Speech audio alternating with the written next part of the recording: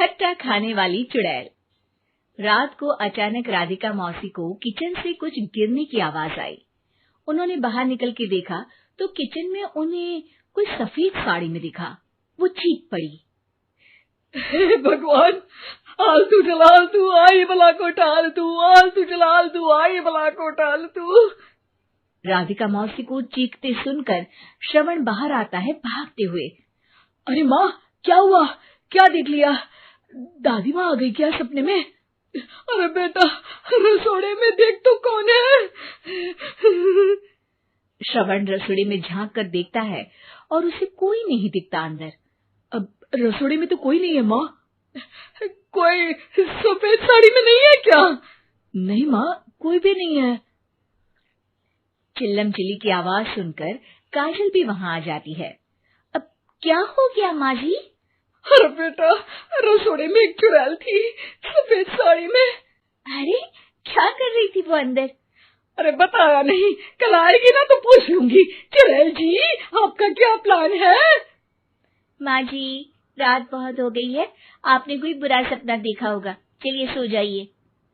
राधिका मौसी सोने तो चली जाती है, पर उनको रात भर नींद ही नहीं आती। वो कुछ भी उलझुल बातें सोचने लगती है। कहीं चुड़ैल की वजह से तो घर में टेंशन नहीं हो रहा, कहीं उसी की वजह से तो वो दादी नहीं बन पा रही।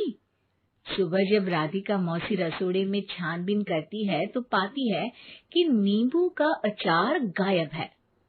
चुड़ैल नींबू का अचार ले गई? मुझे तो ठीक नहीं लग रहा कुछ। चुड़ैल को भी पता है कि जिंदगी का असली मजा तो खट्टे में ही है। राधिका मौसी झट से श्रवण को फोन कर देती है। बेटा, मुझे समस्या समझ में आ गई है, हमें एक तांत्रिक की जरूरत है। अरे क्या बोल रही हो माँ, तांत्रिक की क्या जरूरत है? आप पूजा पाठ तो कर ही रही हो ना। आलतू जलालतू मंत्र सारे फालतू जैसे कुछ मंत्र पढ़ो, चली जाएगी अपने आप चुड़ैल। अरे नहीं बेटा, कभी चुड़ैल को कम नहीं समझते।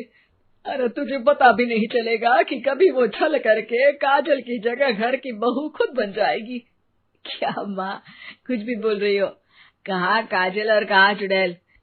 वैसे एक बात बताओ, काजल को अगर गाने के लिए बोल देना तो चुड़ैल काजल की आवाज सुनकर घर तो क्या, धरती लोग छोड़कर चली जाएगी। तुम ना पढ़े लिखे बच्चे हर चीज को मजाक समझते हो। तुम रहने दो, मैं खुद ही तांत्रिक को बुला लेती हूँ।